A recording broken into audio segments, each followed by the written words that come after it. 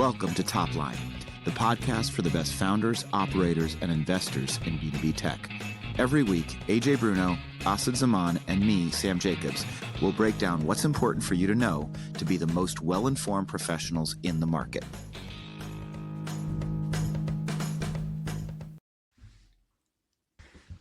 This episode is brought to you by Attio, the AI-native CRM built for the next era of companies.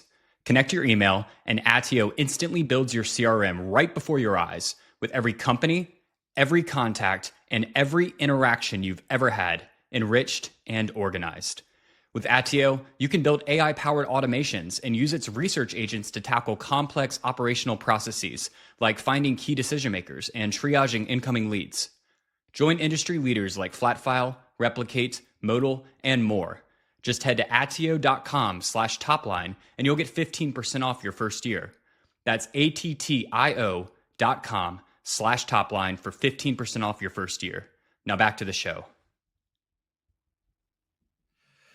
Hello, Top Line 105. Top line. Asad Zaman, CEO, Sales Talent Agency. AJ Bruno, on a boat. CEO, QuotaPath. Sam, the man Jacobs. What's up?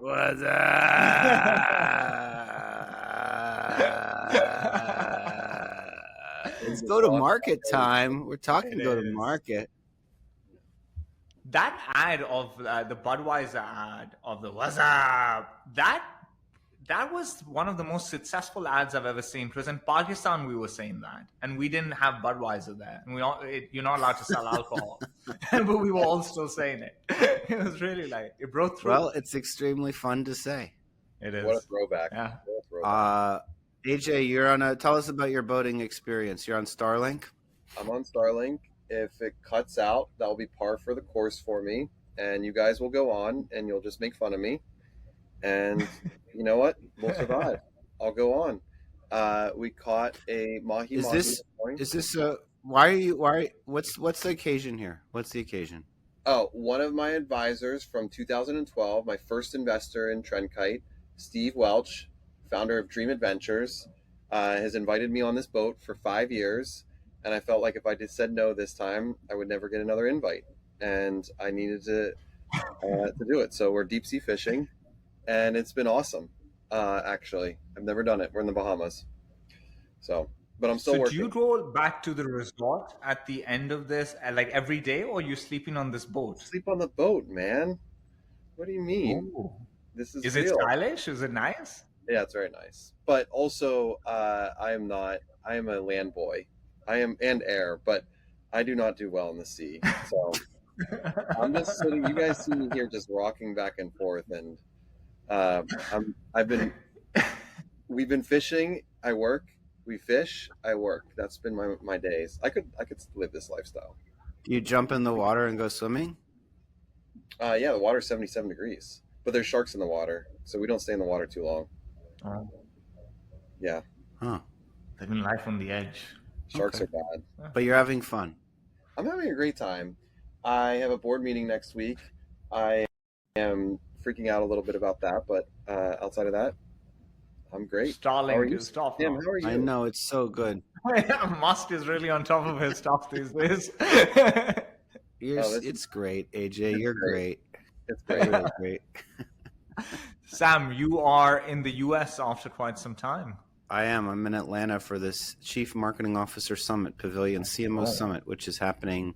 We're recording this on Wednesday, April 16th. It's happening tomorrow, April 17th, my daughter's 2-month anniversary.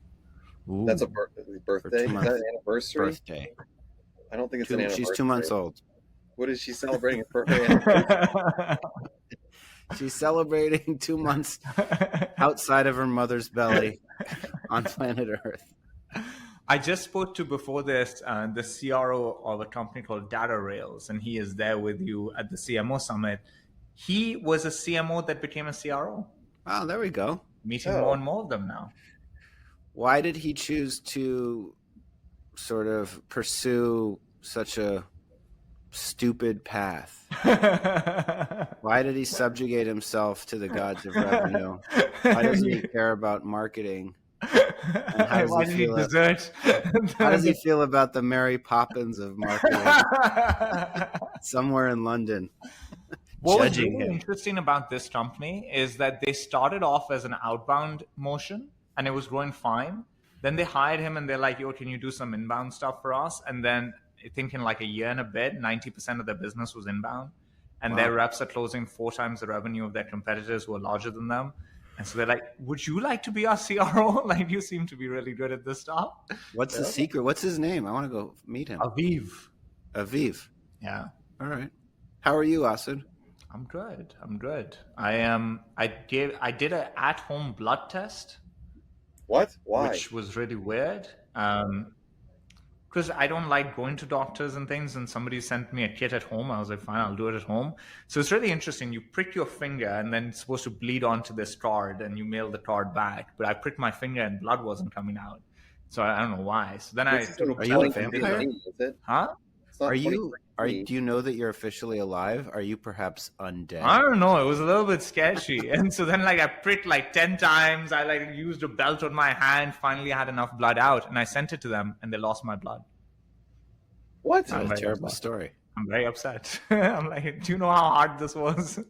Find my blood. All right. So I'll Well, keep you posted. we all have our stories, as Yeah. Greg says from Meet the Parents. Budweiser, Meet the Parents. Very You're sophisticated fucking reference. episode. You're killing it. Gaylord Fokker. Okay, should we jump in? Let's do it. Sam, we're going to actually throw this back to you because obviously there's a lot of, we've been talking about the volatility that's out there, and now we're just all looking for signals. Who's saying what behind closed doors? And you had some interesting conversations with people from Primary and Sequoia and all these places. So tell us a little bit of what you've uncovered in terms of sentiment over the last few days. Well, the sentiment is anxious. That's what I would say. Why is the sentiment anxious? Yesterday, we had a investor roundtable with a general partner from Sequoia and a general which this particular person does Series B and later sort of growth stage investing, and a partner from Primary Ventures, which is focused on seed stage investing. And taking a look at the seed market, according to Primary, the seed market is the hottest it's been since 2021. And prices are high. When Primary Ventures first started, a seed check was $1 to $2 million. Now it's $5 to $8 million. And the work that they did at the seed stage has effectively become pre-seed. And meaning like the $1 million check is a pre-seed check. But Primary is one of the most famous seed stage investors in New York City, and writes checks that are 4 times bigger than it intended to when it started the fund. And Sequoia is very, very active. The Series B environment is very active. So they weren't. The reason I say anxious is because these two investors were saying so far they haven't seen an impact from tariffs and from the macro uncertainty that is playing out every single day in the public markets. And as we record today, I think the NASDAQ's down 4 or 5% just today. And I think NVIDIA is down 10%. Yeah. So the public markets are, they seem like they'd stabilized a little bit this week, but they've taken another step back. Early stage investors were having a great year, and they were off to a great start. And so far, they were very enthusiastic. Then we had a CEO from the CEO community that AJ knows because AJ acquired this person's company back at Trendkite. It was Hayes Davis at Gradient Works. And we look at that, and we look at the pulse survey that Pavilion is running. And as I mentioned last week, it's not quite so enthusiastic. 56% of people said they've modified their outlook for the year based on recent macroeconomic uncertainty. So when we look at kind of our top of the funnel is steady. So, and I just say that because membership is a pretty discretionary investment. So if people are deciding not to or deciding to. I think it's an indication on the strength of the economy, all other things being equal.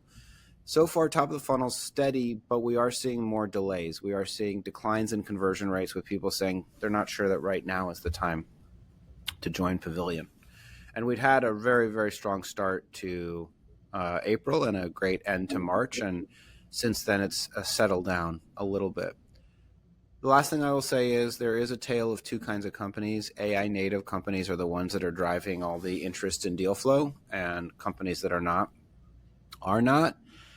So then I asked Jason from Primary, I said, how do you define AI native? And he had 3 criteria.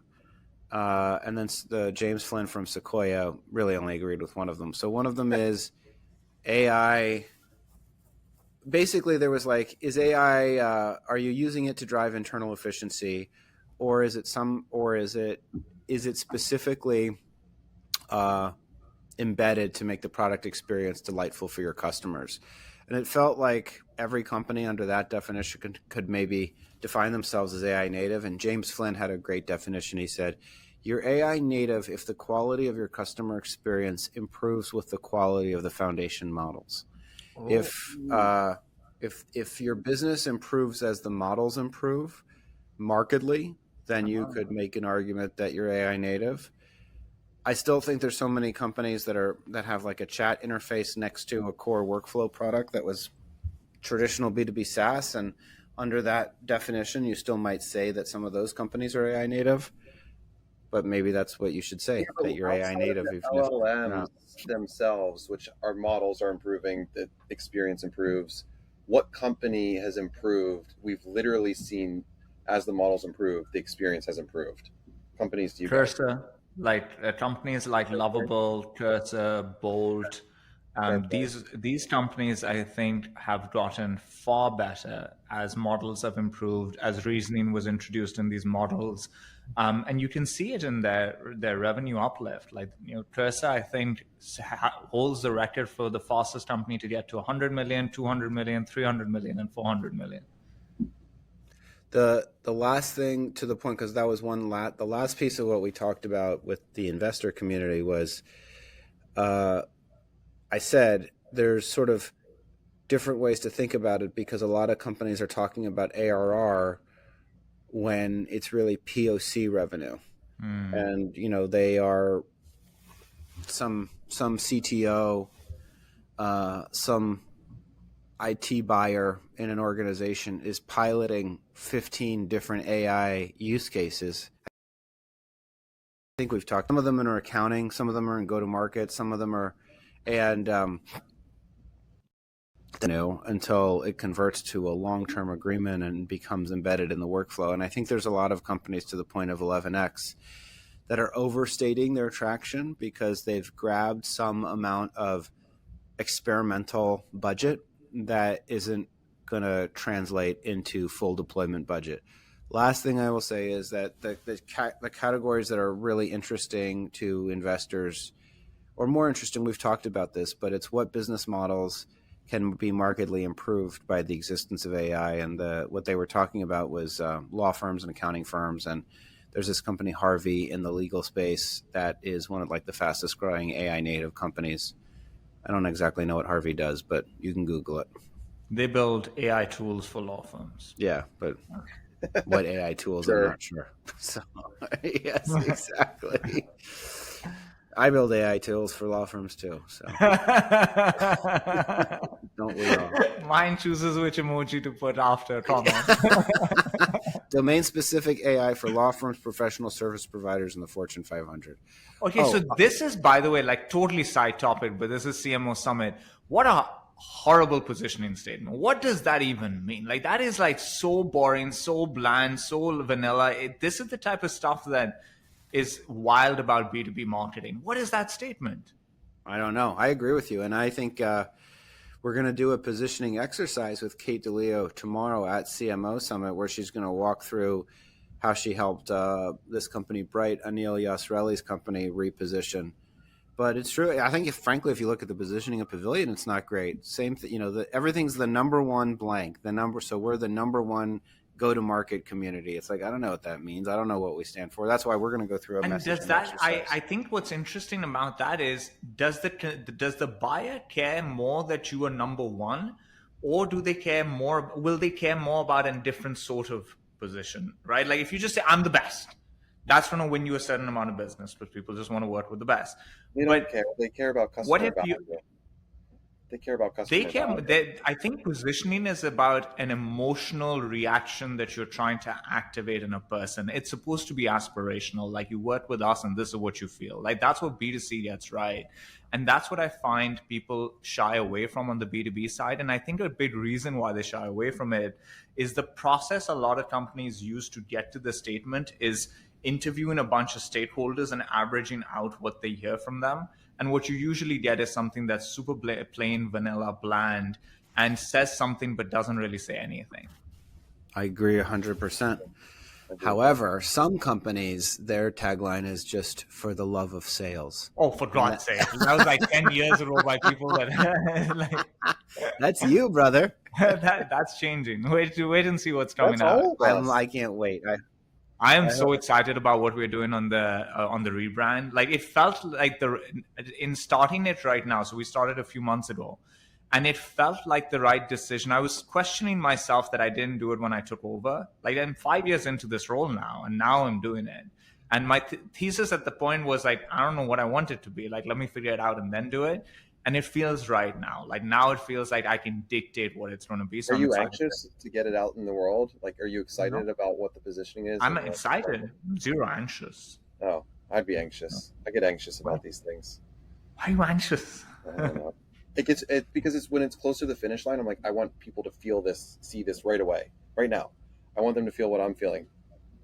And, I think with me, like life is long. You know how they say life is short? My thing is life is long. Like, we're here at this for a while. Like, it'll feel like a very short amount of time in hindsight, but it's a long life. And so I'm not nervous or too anxious about it, but I'm excited to get it right. And I think we will. I think it'll be really, really good. Awesome. So that's what I've heard. Last thing I will say is, vertical AI better than horizontal AI. That was when Harvey came up, which is that like specific use cases feel more interesting. Primary talked about a company specifically focused on, I think it's like construction and some AI use case for construction. And the point was that then the sort of broad use case applications like ChatGPT or Claude that sit on top of foundation models will never be dedicated or specific enough in specific vertical use cases, and like the defensibility will be your positioning there. So my point writ large is that if Trump hadn't intervened to intentionally blow up the existing economic order, I think 2025 would be a great year. Would have been amazing. And a consequence, and I think some people think it's not going to be a good year, and I think maybe you and me, Asad, I don't know about AJ, feel like we can still make it a great year, but we're far more apprehensive than we were 2 months ago. And that said, so that's what I'm hearing, that's what I'm seeing. I'm in the My same question boat. is, yeah, same boat. Get it? No, I feel, wow. I feel the same way. Well, Asad, what's your reaction to all of that? How do you feel about SDA, and have you modified? Is April as strong as January was for you? Let me give you one more data point. By the way, I talked to a friend of mine who's a well-known SVP of sales, CRO, who said, this was last week, who said, I have 6 different offers. He had just left a well-known company. I have 6 different offers. I have an opportunity to make 600 at all of these different Series A companies. Like, he definitely did not feel like there was any kind of slowdown. He felt like the market was very hot. I think if you're an early stage business, probably not much has changed, right? Like, if you're seed or Series A, what has changed? Like, you're trying to find your first $1 million in revenue and figure out what your product's going to be. Like, I think for them, fundraising might change to some extent, a little bit, but it would affect growth stage more than the super early stage if this is a shorter term shift in the market versus a longer term shift. And so I would imagine that if you're an early stage organization, you're just like business as usual moving forward. And so for people that are playing in that part of the market, life will feel relatively normal. I just spoke to an organization went from no revenue to 3 million in like 15 months. Raised a $20 million Series A. Like, you talk to them, life is great. For them, this month is like January. Like, they feel as good as we did in January. But when you speak to people that are a little bit later on in their journeys, where the business is bigger, the numbers are bigger, the bets are bigger, the implication of macro comes into play a lot more. And over there, people are taking it into account. What I have found interesting is that a lot of people I've noticed have quickly shifted their plans. And I feel like there's sometimes where that's the right move, but I feel like that's not the move right now. I don't know if we have enough information to legitimately reforecast and replan it out. So I have done nothing of the sort. I'm just like waiting and trying to feel it out a little bit. Like, there's no gun to my head that I have to shift it. Right now, we expected April to be a little slower than January, but is it slower than what we expected it to be? No, it's just the same as we expected it to be. So we haven't seen an effect just yet. We've had no projects go on hold. We've had no lead that was going to convert, not convert. We've got no hiring plan that has become more conservative. Even though we've been asking, we're like, hey, you wanted to hire 10 AEs. Are you sure you still want to hire 10 AEs? They're like, yeah, of course. So I find that interesting that there's some people that have shifted quickly and some people are just sitting and they don't feel like this is the time to refocus. We need to see more before we make big decisions. I have a feeling some of this has to do with political leanings, where if you are heavy on the left, you probably feel more angry at the world, and there's a downstream of that in your business. And I think if you're somewhere in the center or center right, maybe you're a little bit more like, I know it's not great, but maybe it won't be a complete show. We made the 3 hires. You remember I said I was waking up figuring out if I was going to make those 3 hires. We made the 3 hires. All 3 accepted this past week. There you go. Very good. What are you noticing, AJ, in terms of, you get this interesting lens on the market where venture funded founders with boards, what are you seeing and hearing from that side of the market? I think it is happening in pockets. I know Sam mentioned Hayes Davis, and I know a bunch of founders talked a little bit about what was happening. I think if you don't have real scale, a lot of us are still figuring it out, still figuring out a lot of things, then you're going to struggle. And that's just the truth. It's going to be challenging because you feel like... What do you mean? Well, we've been at this for 7 or 8 years. A lot of us have. And so it just feels like another barrier, another thing to overcome, another problem like we've had in the last, every year brings on a new challenge. And at what point do you just feel like mentally exhausted from this? And so I think you have a few founders that are just feeling, geez, this started so promising this year, and then we hit this roadblock so early in the year. Can't we just have a great year? That's what I think you're feeling. And look, we're having a great year, so I have no issues. We missed sure in Q1, but we haven't reforecasted. We've looked at it. We're doing the work.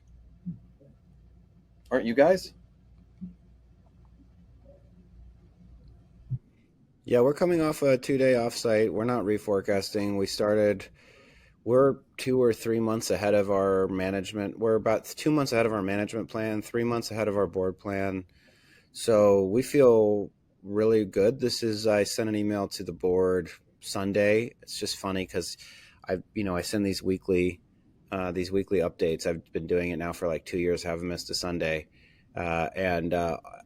So this week was like, hey, this is the strongest financial position we've been in 2 years. We haven't had this much cash on the balance sheet, plus this much in accounts receivable. Sponsorship sales, which is our biggest ticket items, are tracking significant 2 months ahead of where they were last year in terms of performance. So like we're having a great year, but but most importantly, to the point of like, are we positioned to navigate volatility? Like I said, more cash on the balance sheet than in 2 years. And 2 years ago, we were burning capital. Now we're generating cash. So we made it back to sort of pre-crisis, which was a huge thing for us with, a lot of accounts receivable and really strong commercial performance. So, and I feel like we're really well positioned. And then Asid talks about, and was thinking about on the show last week, but also privately about, well, what's your ratio of fixed versus variable costs? And we're about 30% fixed, 70% variable, which is pretty good. And so my point is that I said all this stuff in this email, and all I ever get back is thanks for the update. Thanks. Thumbs up. Yeah, that's just good. That's good. It's like they're basically like, listen, we overpaid. You're not going to send me an email that tells me we're going to make a lot of money on this investment. But I appreciate that you're happy. When you say you're so, are you saying that's from a cost standpoint or growth, like revenue standpoint? You're 3 months ahead. Revenue, ARR. We're at an ARR level that is that we were supposed to be at in June, and we're at it in April. So that's good. Our revenue is very, very interesting. Our ARR growth is very interesting because it really is not. It's like flat spikes, flat spikes, and basically like it doesn't move a lot, and then in a couple weeks it jumps significantly, and so it jumped big in January. We had a great January. We had a great end of March, and a great beginning of April. And like this week is going to be flat. Last week was flat, but like we're in a position. We're in a good position, and so we are at this offsite. And what we're doing at the offsite the past 2 days before the CMO summit is definitely not reforecasting. In fact, we have this concept of a 30-month sprint, and somebody will say, well, you can't sprint for 30 months. And I'll say, well, it's like 30 monthly sprints, but it's the concept of like not a 12-month, it's sort of Horizon 2, I think is what Tom Andrews calls it on our team. If there's 3 horizons, like one is this year, the next is kind of 2 to 3 years, and then the next after that's like 5 to 10. But we have never had a really focused, crisp, clear plan for that second horizon of like, what do we want to do over the next 2 to 3 years? So we're doing this visioning exercise for basically what the business will look like by GTM 27, our annual conference in 27. And the conversation is not about, shrinking at all. The conversation is actually about what is our framework for overperformance, and if we have an extra dollar of cash that we didn't expect to have relative to our plan, how much of it do we invest in growth and how much of it do we invest in retention? And basically where we come out on it is that once we get to a certain cash threshold, it's 50-50. 50% will go into membership experience and investments in existing, basically product quality, and 50% will go back into growth investment. And but we are definitely not reforecasting. I mean, and we are, again, thinking about how do we lean confidently into the right amount of growth, even if that growth is slightly more expensive than it was in Q1.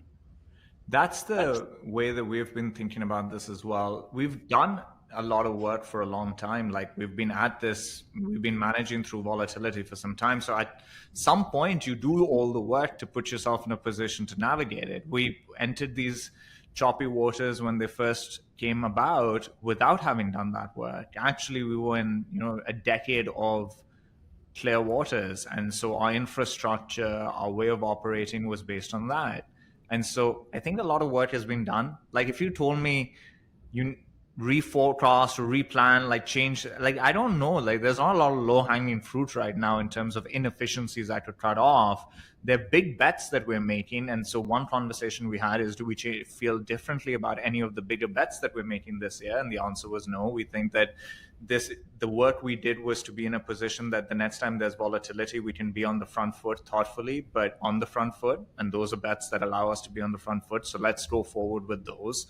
The other thing that we did do is we immediately communicated with the team, though. So I think there was Thursday, Friday was volatility when it first happened, when he announced the tariffs.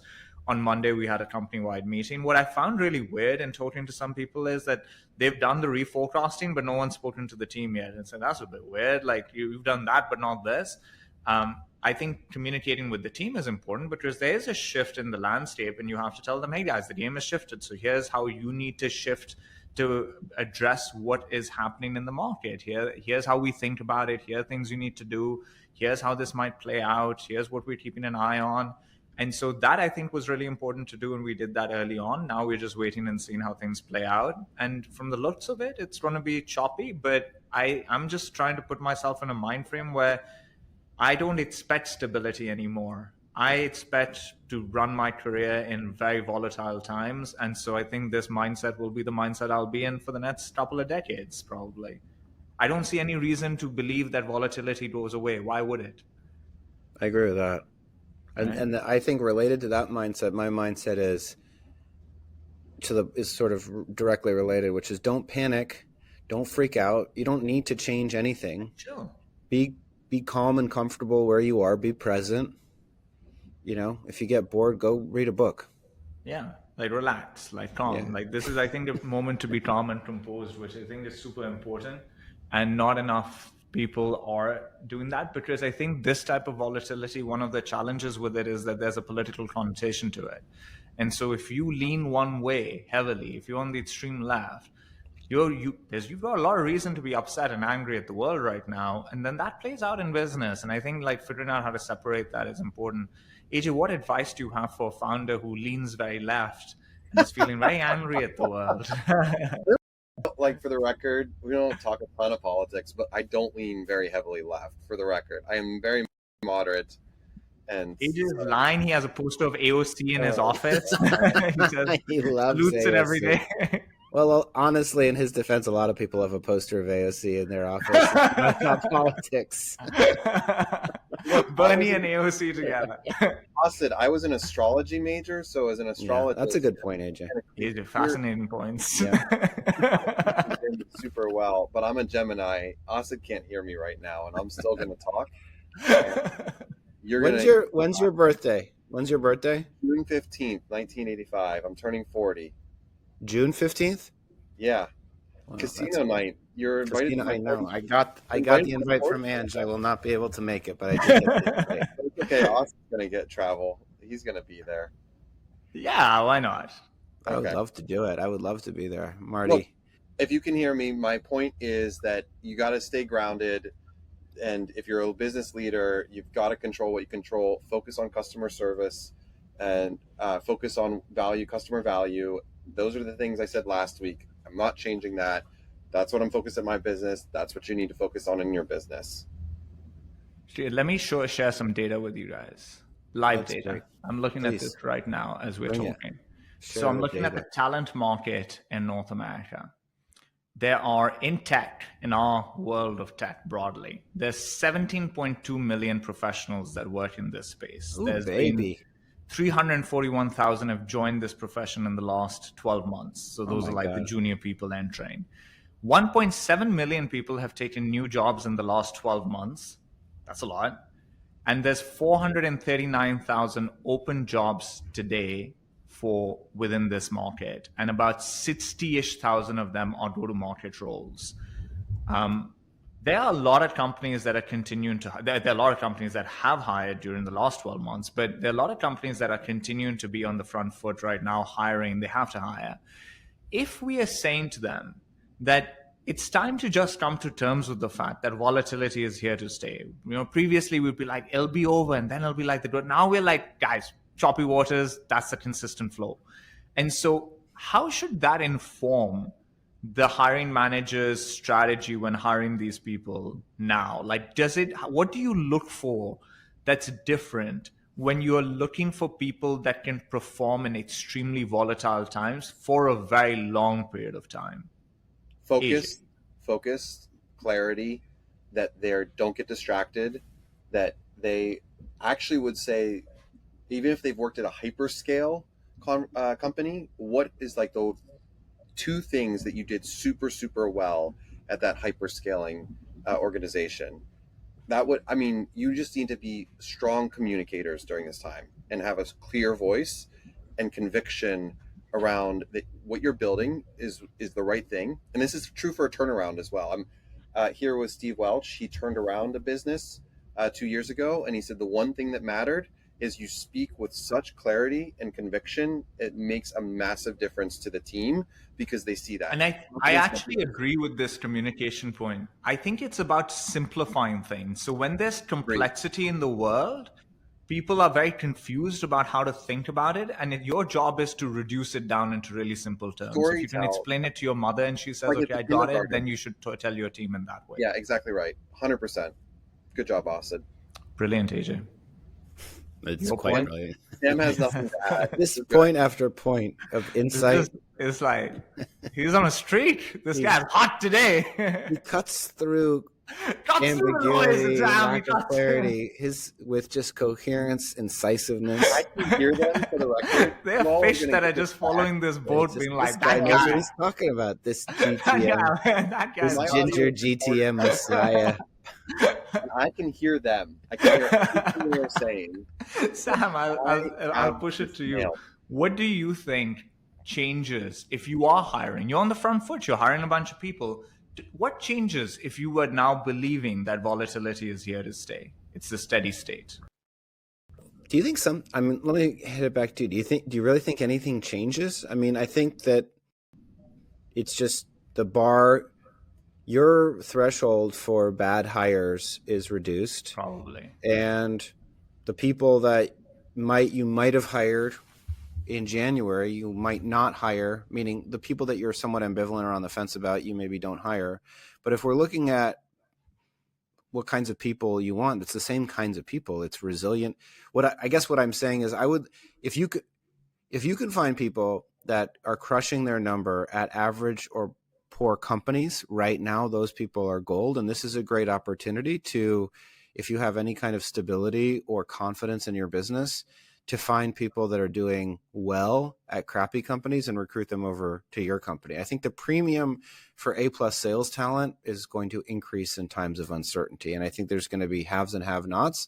And I think that many companies, and I was going to ask you if you've done anything, but I think many other companies I know are increasing their comp plans and really putting a lot of carrots around quota, like general quota attainment. They're introducing new spiffs.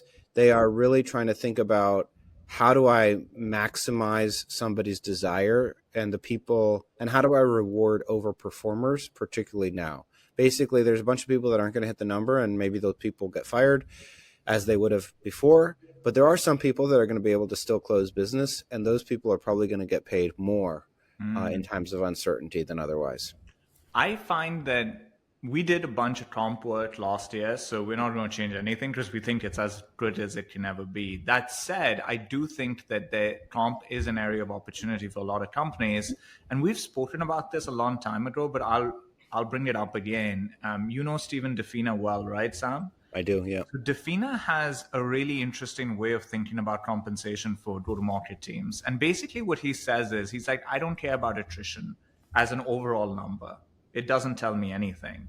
Instead, what I look for, the way I manage my team is, I have different commission rates that you have to earn for the next quarter. So your performance in Q1 defines the commission rate you're going to get in Q2. And if you want to keep that commission rate in Q3, you got to perform in Q2. And what he cares about is attrition being low in the top 1/3 of his team that is getting the high rates, and he wants it to be 50% plus in the bottom performers. He's like, that I want it to be a revolving door. If you're not performing, off you go.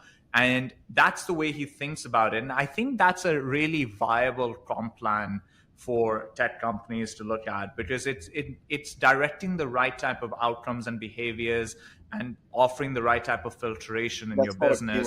Whereas when I talk to companies right now, that's called a cumulative quota, by the way. Cumulative quota. Oh. Now you know. Okay. Go on. Cumulative quota. Why?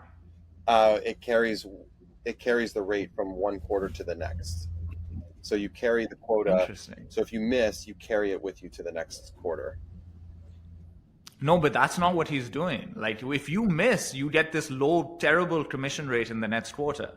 So let's say you miss your quarter, your next quarter commission rate is 2%.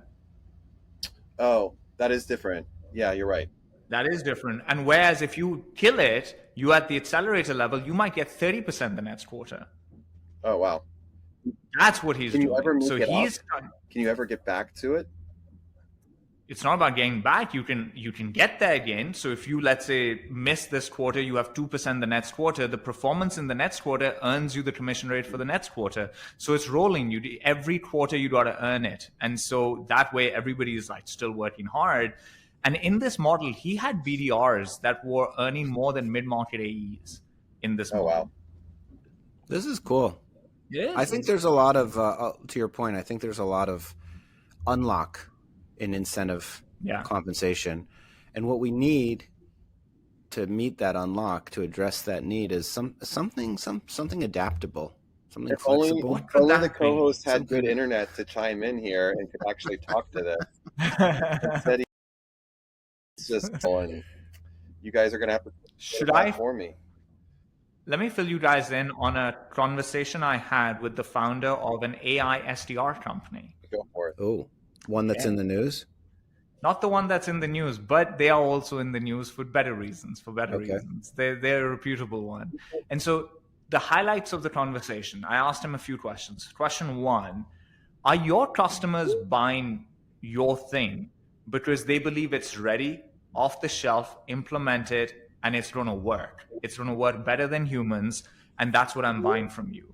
Or are they buying something else? He's like, no, they're not buying this thinking that my AI SDR is going to replace their humans, but they don't want to be behind the curve. So he's like, all of our customers are buying it because they want to learn what this is. They want to learn how to use it. But our customers have not transitioned away from human BDRs. They are experimenting, learning, playing with this thing while the humans are still leading the charge. But as our technology gets better, we're going to be able to then transition off of them. I thought that was interesting. Question two, is it just purely based on model improvement that your thing gets better? Or is there, what else are you doing? He's like, actually, model improvement is obviously a big part of it. But a lot of the work we're trying to do is integrate data sources. We recently were able to tie in your CRM data into what we do. And then we have these other relationships we've done. So there's a lot of like tooling that's happening in these earlier stage companies that's increasing the quality of data that the AI models can leverage to then do what they do, which is helping them improve. So it's not just model improvement. There's a lot of like old school building of tools that's happening on the back end and integrations. Number three, do you think there's no BDRs out there anymore in the future? And he's like, no, it's going to be illegal for an AI SDR to call somebody that hasn't consented to be called. So there's no world in which an AI SDR is going to be calling people the way humans can. So humans will always be needed. But the job will change, and it'll probably sit under marketing. That transition will accelerate. Any comments on these three things this guy shared, Sam? It'd be useful if AJ muted his microphone at this point, because I'm just hearing like the wavy period. Yeah, there we go. I muted him. AJ's something. This guy is something. He's a rock and roll type of guy. Anyway. You remember AJ's podcast that he did where he would be flying his plane with people in the seat? Yeah, what was it called? It was great, but what was it called? It was scary. I did it. You did it? Yeah, I did it, and it was fun. And he had set up all these cameras and stuff. And then I'm like, hey, what happened to my, flying times or whatever it was called? It got cut. Yeah, and he lost the whole thing. He lost the whole recording. Like one of the GoPros didn't turn on. Hey, it's flying times with AJ Bruno.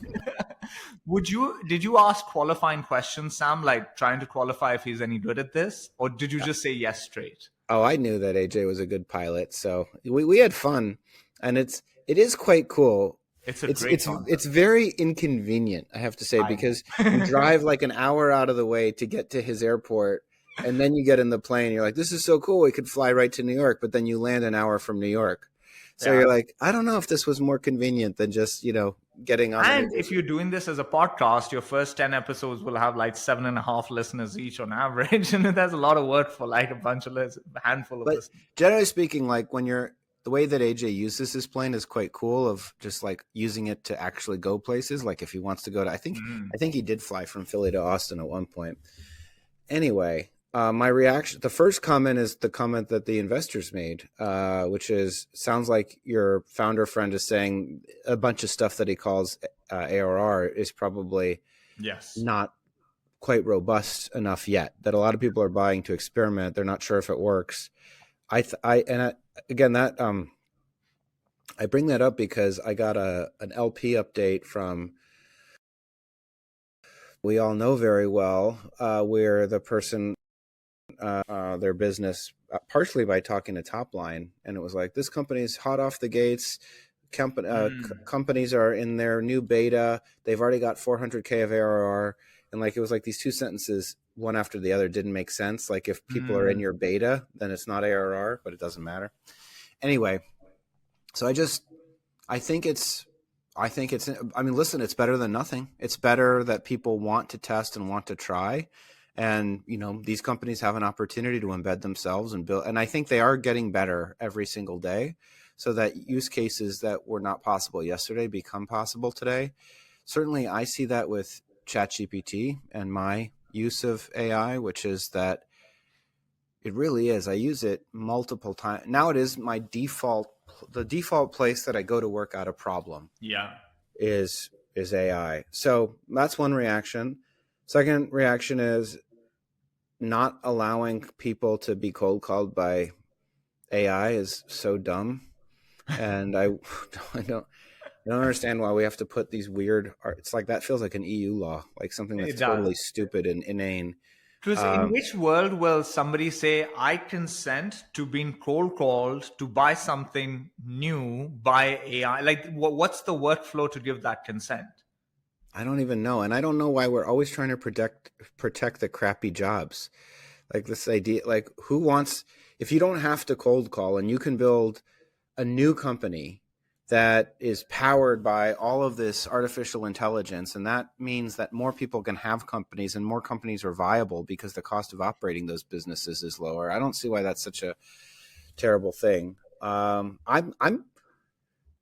I guess what I really want, my primary reaction, Asad, is I want to go deeper on understanding like what's possible. I want more demos from these companies so that I can really understand how I should be thinking about it. Today, I think it was today, Clay announced this new concept of GTM Alpha, part of their thought leadership about how Clay is a platform where you work out ideas that can separate you from other people using your own data sources, new hypotheses about what's possible. And I think that's cool. I think there's people that are really doing very interesting stuff on go-to-market, and there's so much you can do that wasn't. Yeah, go ahead. One thing that I found interesting was I'm curious if these AI SDR companies believe that the venture scale outcome is AI SDRs, or is it a wedge?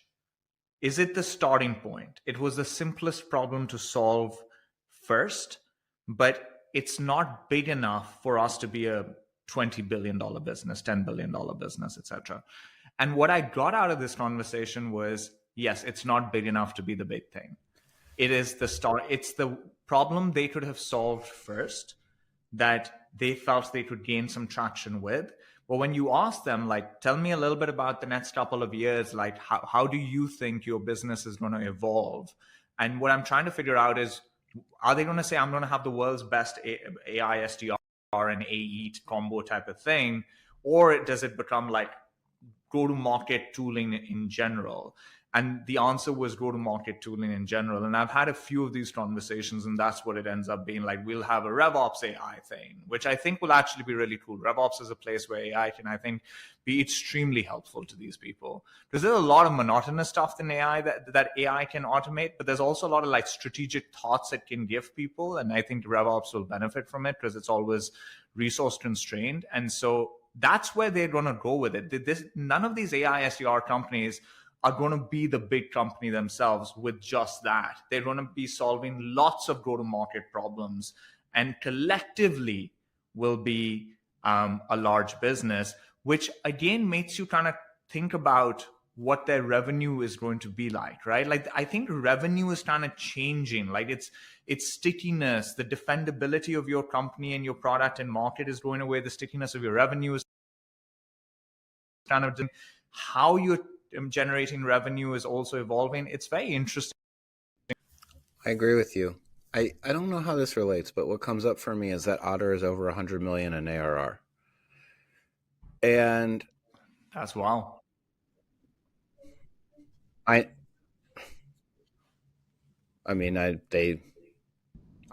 not inspected their financial statements. Look, yeah. All right. To ask it that directly, it just is a very surprising number. I'm impressed. I mean, this is all self-reported. Do I know that Gong's over 300 million? I do not.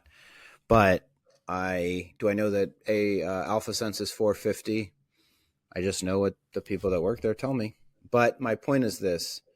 Let's say it's anywhere close, right? If it's not 100 million, it's not 50, you know? Yeah. Like the lowest it would be on a founder lying scale is probably like 85. which is still a lot different than I think this is an article of the founder line scale. Yeah, exactly. You have to write this for the top line thing. It's like the 10 things founders say and what they really mean. Right. So, but my point is, did I think every time we all start a meeting these days, a virtual meeting, there's 15 different kinds of call recorders. Yes. And if you had told me, I bet Fathom's close to 100 million too, or at least 30 or 40 million. These companies are big. Why are they big? Because these markets are really big. Like, I don't know that an AI SDR isn't a $100 million business. What AI SDR means what? It means AI-enabled lead generation and lead conversion. Yes. Like, well, what company doesn't need leads? Every company needs leads. No, they could be 100 million. It could be multiple 100 million. But will it be a $20 billion business on just the AI SDR? The founders don't believe it right now. 20 billion, no. I hear you. I guess my point is that there's still so much we don't know, but that these use cases are quite powerful. I do agree with you, Asid, that it's sort of around the GTM ecosystem. I also think the founders themselves don't always know what direction they're clearly pursuing, but new capabilities are being unlocked so quickly. And so here, who am I thinking of as I say this? I'm thinking of Attention. So Attention is, they have a call recorder. Is Attention a competitor to Otter? I don't know. I know Anis Benakor, the founder, and what I know is the speed at which Attention deploys new product is so cool that there's a new thing that pops up for Pavilion, because we're big users of Attention. Every couple of weeks, Josh Carter is finding some new capability. And so all of a sudden, now when a new member signs up, Attention is a call recorder. So it transcribes the call. It pops when a new client signs up, there's a summary of what happened on the conversation into a Slack channel. So every time a new member joins, we have a summary of the enrollment call that happened that was a result of that joining. Then Attention has automatic feedback based on sales methodology. So it says the rep didn't ask this. The rep could have pushed back more on this. Was that all part of Anis's original roadmap? I have no idea. I know that, but my sense from having a few Zooms with him and watching him interact with his team when I say, hey, can you do this? Is that they have this massive palette of capabilities and they are responding to customers in close to real time saying, can you build this? Yes, I think we can. Yeah. And that feels to me like a GTM alpha. This is interesting. So I find that defendability is going away. So for me, defendability is some unique technical aspect of what you do that you have for a while before somebody else. And so you've got this like defendable position in market where it's like, this is a thing that we have, no one else has it. And I think that's just going away. Like you look at Bolt, Lovable, and Cursor, and they're very similar products, very, very similar products. And what seems really interesting about these AI native companies is that the pace at which their revenue is scaling is staggering. Like we're seeing companies get to 100 million in a year, one after the other. Companies getting to 100 million in 2 or 3 years, where it used to take 6 or 7 if you were the very best tech company in the world before. But they also have this like risk, which is that what you do doesn't stay special and unique for all that long. And so the pace at which you have to keep adding on to your product is a pace that I don't think our ecosystem has ever dealt with before, which is why an AI native company, I think, is fundamentally different to an older school company that's integrating AI, because they're still integrating it at the old pace of evolving technology and adding product. Whereas these new companies, their product becomes totally different in a quarter from now. And your sort of like what you said, Sam, rings true, which is back in the day, I bought an ATS system. I was like, guys, this feature would be amazing. When can I get it? I'll even pay for it. They're like, oh, maybe in 18 months.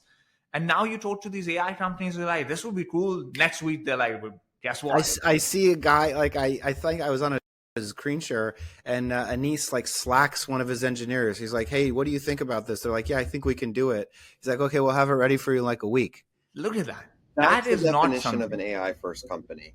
What you guys just both said, that the mentality of how they think is completely different. It's not about feature roadmap. It's about like, let's just try it out and see what happens and get it in the product. That is the thing. Right? Remember when Gong had this unique edge for a while, like the thing they did better than anyone else for a long time. So if you wanted the best call recording software, it was clearly going to be Gong. You weren't going to buy, what was the other one that we like hating on? Secure something? Exec Vision. Exec Vision, AJ's favorite. I know Steve Richards, so I don't hate on Exec Vision for the record. I don't hate on Exec. Steve's a very nice guy. Just very built nice a horrible guy. Product. Like, unfortunately. Austin has to be so mean. This is the second time I'm slightly mean, but then Austin is. It's actually good because if I ever run into Steve, Austin is meaner. Who acquired them? The acquirer of all the MediaFly. Oh, all the riffraff. Austin, let me ask you this question before. What do you think about that strategy of a roll up of C and D grade commodity features, like the third best call recorder, the third best RevOps insight platform? You know what, Sam? I think back in the day there was some viability there, because you might have had a price point that made you attractive to somebody that couldn't afford Gong, because Gong was really expensive. So let's say you had a bunch of tier 3 tools. Maybe there was revenue to unlock in the market, especially in non-tech, when you're selling into all these other industries and they're price conscious and they're like, okay, let's try this thing. This call recording, who knows if it's any good? Let's buy this one, see if it does anything for our sales team. And if it does, we'll go buy Gong after that, right? There was a play there. I think the pace at which you can build product today and improve it is so significant that it brings down prices and improves quality of what you can buy. So these tier 3, 4 products and the roll-up strategy of that, is there revenue for them to unlock the same way? Not if some founder has decided to attack it with an AI first approach to it, right? And not if a bunch of founders have decided to attack it. Let me give you an example right now. So we have Cursor, which is the leading vibe coding platform today. We have Cursor, Bolt, Lovable. We have the Bolt CEO that's coming on our podcast in a couple of weeks. We have Lovable, Cursor, that's there. Then you have GitHub Copilot, which was Microsoft's like version of it, but no one talks about it anymore, right? Like, and it's not all that bad. It's pretty good, but no one talks about it because they're like, I'll just go to these 3. And then today, OpenAI decided to buy one of these companies. And so now you've got OpenAI competing over that. And so is there a lot of room for something that's below GitHub? I don't know. I don't know either. I do, and I don't know the answer to the defensibility question. On the one hand, I just... Yeah, AJ, where are you going? AJ says he has to jump in 3 minutes, but we all know he's on a boat in the middle of the Atlantic. So what exactly? He's just bored. He's like, this is like me talking to a number I don't like. It's like, I'm sorry, I gotta go. You guys nailed it.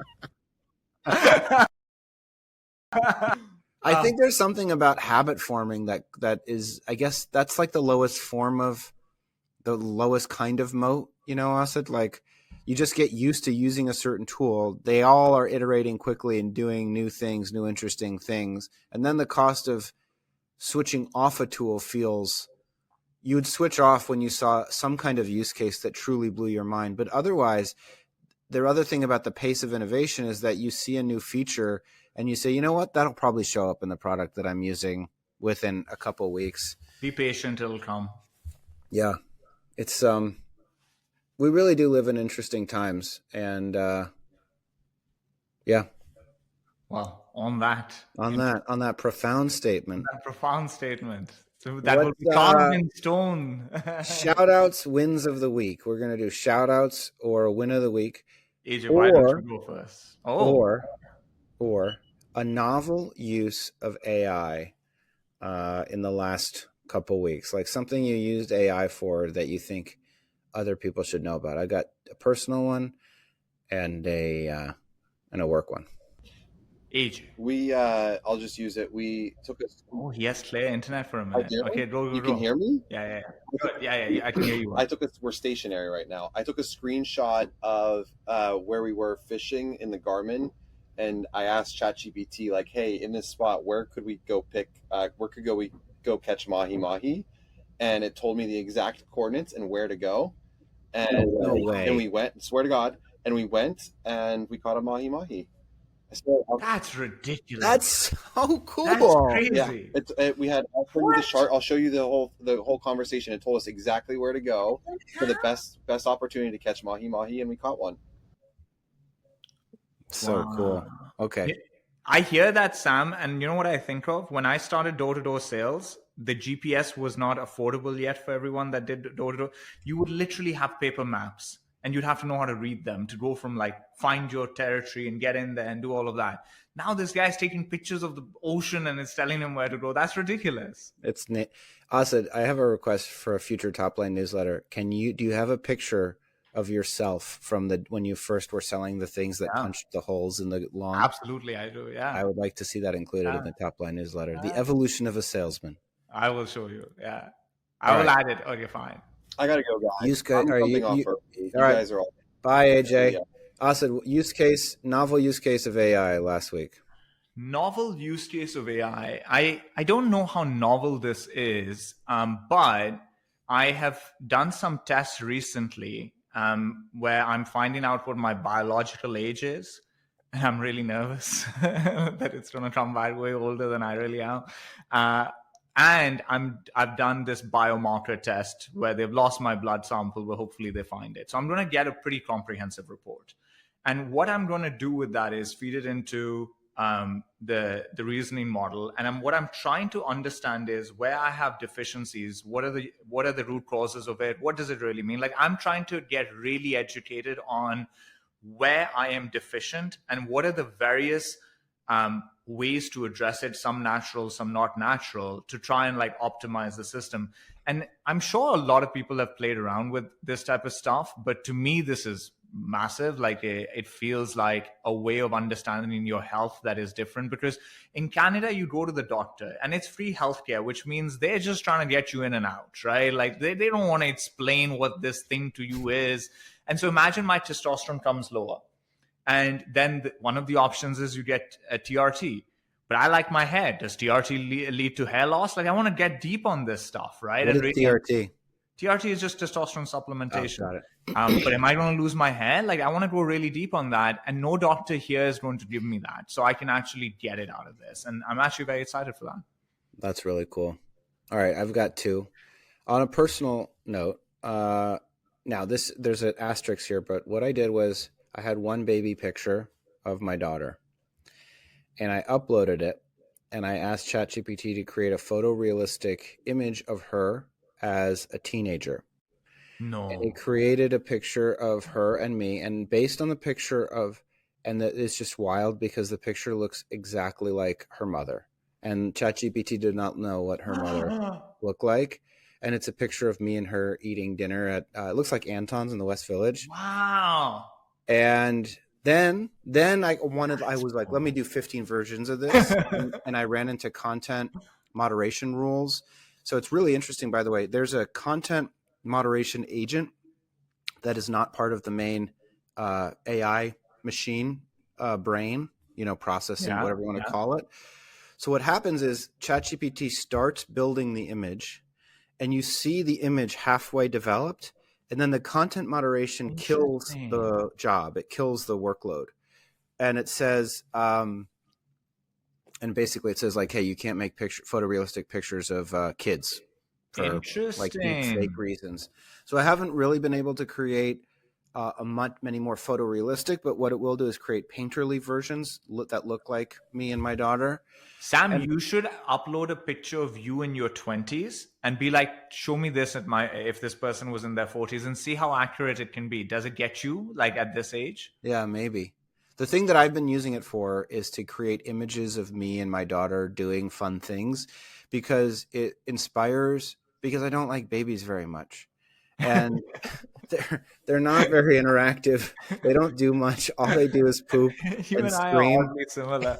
You and I say similar things that other people So, I'm like, I don't feel a lot for the baby, but when I see what's coming, it inspires me and makes me a better parent. Yeah, so I thought that was pretty cool. And then the work use case, there should be no offsite. There should be no group workshop.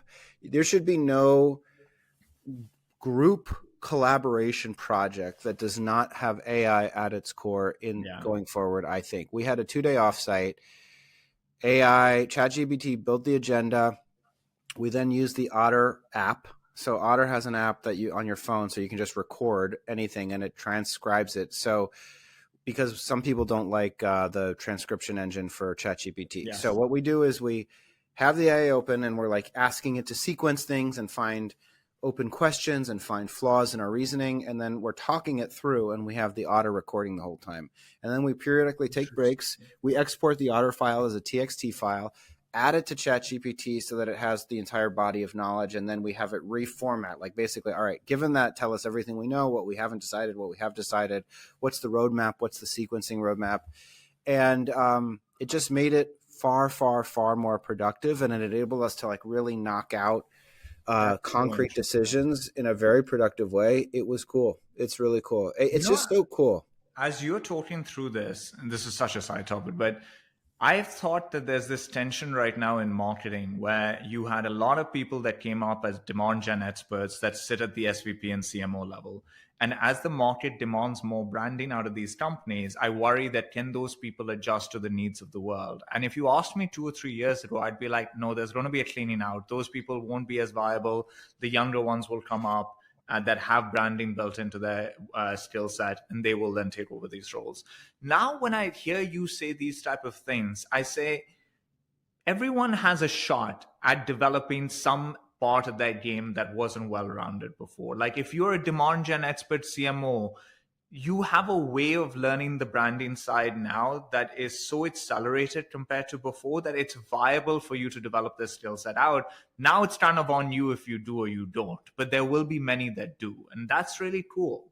It's really cool. It's like the word again is creativity, exploration, those two words. That's what it enables you to, because the problem with offsites is that I am disorganized and not a super structured thinker. Yeah. And so I'd go into these things and I wasn't quite sure how to kick it off and how to moderate it the right way. And were we really making any decisions? And now somebody like me can build a very clear agenda an hour before the whole thing starts with prompts. I had it write out a script for me. Welcome everybody. Here's what today's about. With something to say. And it's like, give me some prompts, give me some questions. What's a good mindset exercise I can use? And this thing knows everything. So it'll give you ideas in any direction. It's my personal trainer. It builds my workout plans. It can build nutrition plans. It's just, we live in a very special time. It's neat. It's really cool. This B2B, B2C thing of theirs is amazing. All right, everybody. Thanks for joining us for Top Line 105. We'll talk to you soon. Stay safe out there. Thank you. Thanks for listening to Top Line. New episodes come out every Sunday. If you like what you heard today, subscribe so you never miss an episode, leave a 5-star review, and share it with your friends. Don't forget to join our Top Line Slack channel to connect with us and discuss the topics we cover with other listeners. Click the link in the show notes. Lastly, if you're interested in joining Pavilion, you can learn more about membership at joinpavilion.com/membership. Thanks again for listening.